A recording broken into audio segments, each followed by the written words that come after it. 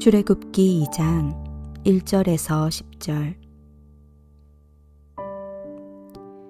레위 가족 중 한 사람이 가서 레위 여자에게 장가들어 그 여자가 임신하여 아들을 낳으니 그가 잘생긴 것을 보고 석 달 동안 그를 숨겼으나 더 숨길 수 없게 되매 그를 위하여 갈대 상자를 가져다가 역청과 나무진을 칠하고 아기를 거기 담아 나일 강가 갈대 사이에 두고 그의 누이가 어떻게 되는지를 알려고 멀리 섰더니 바로의 딸이 목욕하러 나일 강으로 내려오고 시녀들은 나일 강가를 거닐 때에 그가 갈대 사이에 상자를 보고 시녀를 보내어 가져다가 열고 그 아기를 보니 아기가 우는지라. 그가 그를 불쌍히 여겨 이르되 이는 히브리 사람의 아기로다. 그의 누이가 바로의 딸에게 이르되 내가 가서 당신을 위하여 히브리 여인 중에서 유모를 불러다가 이 아이에게 젖을 먹이게 하리이까. 바로의 딸이 그에게 이르되 가라 하매 그 소녀가 가서 그 아기의 어머니를 불러오니 바로의 딸이 그에게 이르되 이 아기를 데려다가 나를 위하여 젖을 먹이라. 내가 그 삭을 주리라. 여인이 아기를 데려다가 젖을 먹이더니 그 아이가 자라매 바로의 딸에게로 데려가니 그가 그의 아들이 되니라. 그가 그의 이름을 모세라 하여 이르되 이는 내가 그를 물에서 건져내었음이라 하였더라.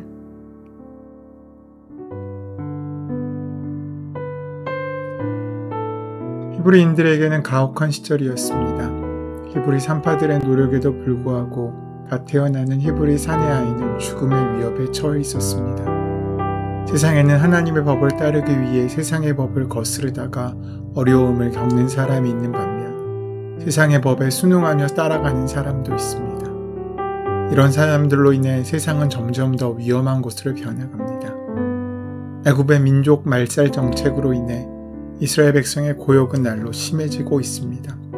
이렇듯 씨를 말려가는 상황이고 보니 하늘의 무별처럼 바닷가의 모래알처럼 자손이 많게 하리라는 하나님의 약속의 성취는 다시 멀어지는 것이 아닌가 싶어집니다.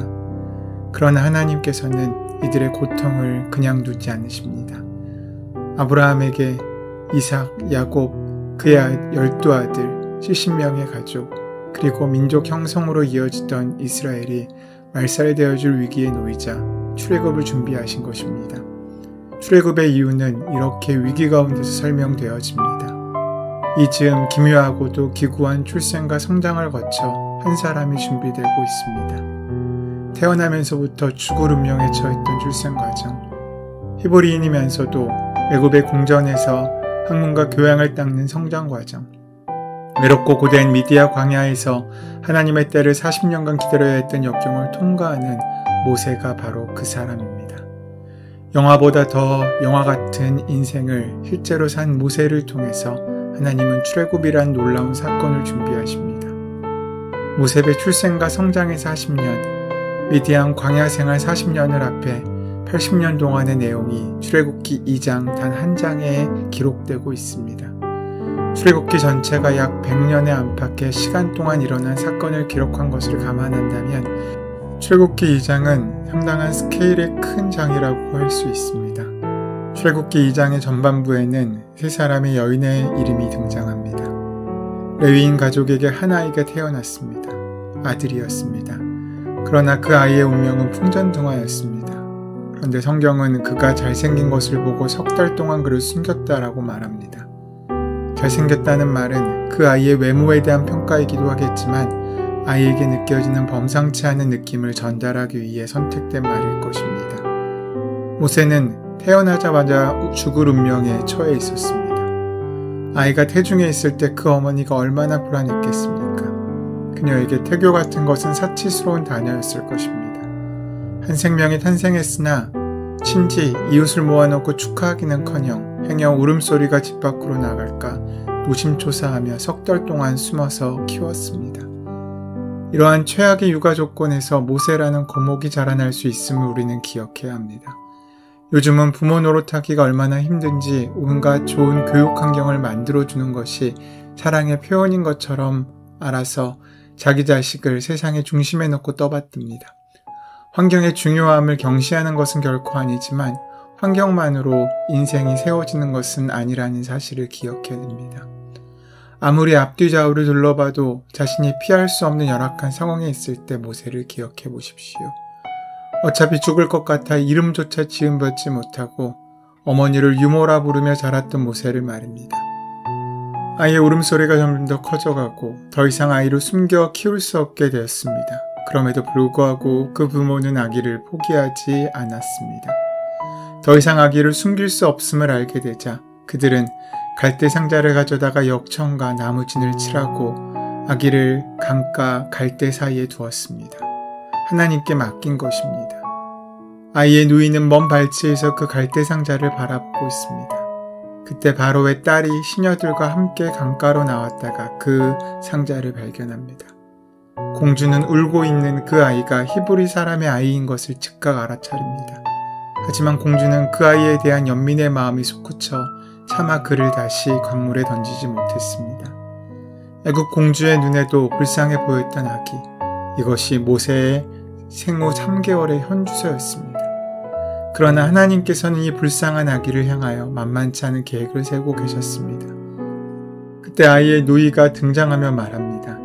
내가 가서 당신을 위하여 히브리 여인 중에 유모를 불러다가 이 아이에게 젖을 먹게 하리이까. 공주의 허락을 받은 누이는 아기의 친어머니를 불러 아기의 유모가 되게 합니다. 기가 막힌 역설입니다. 친어머니가 유모가 되고 멸절의 대상인 아이가 공주의 보호를 받게 되었으니 말입니다. 건져낸 사람 모세는 이렇게 죽음의 위기를 넘기고 안전한 곳에서 키워지고 있습니다. 모세를 당시 애국 공주의 양자의 자리에 놓으신 것입니다. 공주는 모세에게 세상에 필요한 모든 학문을 섭렵시켰습니다. 모세는 궁전에서 왕의 교육을 받으며 하나도 빠짐없이 배웠습니다. 궁전의 교육은 왕으로 만들기 위한 것이었습니다.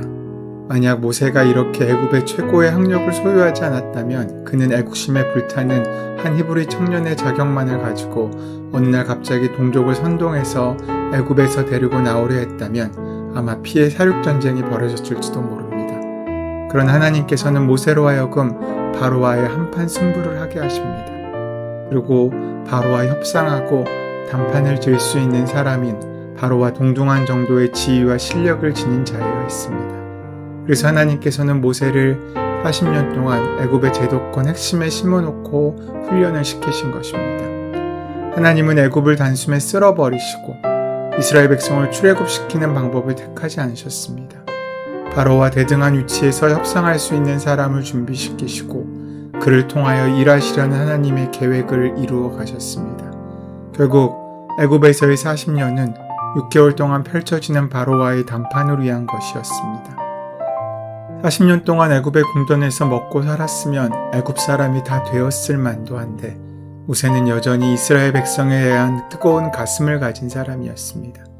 아마 이것은 애굽의 잔혹한 학대와 핍박을 받는 이스라엘의 시대적 아픔을 끌어안고 살아간 여인 모세의 어머니 요게벳의 극진한 교육으로 설명되어 줄 수 있습니다.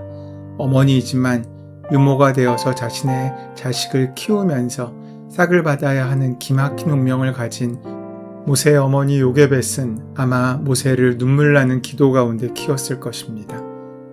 그리고 히브리인으로서의 혈통교육과 신앙교육을 철저하게 시켰을 것입니다. 애굽의 최고 학문을 습득하고 또한 이스라엘 자손으로서의 정신과 신앙을 구비하는 두 날개를 단 모세. 이 정도면 준비가 더 되었다 싶습니다. 그러나 하나님께서는 모세에게 한 가지 덕목을 더 요구하십니다. 그리고 그 덕목을 갖추는 데 모세는 지금까지 살아온 만큼의 세월, 즉 40년의 인생을 더 사용하게 됩니다. 우리에게도 이처럼 필요한 인내의 시간들이 있습니다. 그 시간을 거쳐야 하나님께서 사용하실 수 있는 시간들이 분명히 존재합니다. 그 시간들을 성실히 감당해야만 우리는 온전해질 수 있는 것입니다. 오늘 우리가 때를 알 수 없는 힘들고 어려운 상황 가운데 아무런 변화 없는 삶을 살고 있는 것처럼 보일지 모르지만 그 시간은 하나님께서 우리를 사용하시는 시간입니다. 바로 그 자리에 보잘것없어 보이지만 하나님께서는 새 여인인 요셉의 어머니와 요셉의 누이 또 애굽의 공주를 사용하신 것처럼 우리 주위에 하나님의 약속을 이어가게 하는 수많은 돕는 사람들을 심어 놓으셨을 것입니다. 그 은혜를 가지고 오늘 하루 이기며 승리하며 살아가는 복된 하루가 되시기를 소원합니다.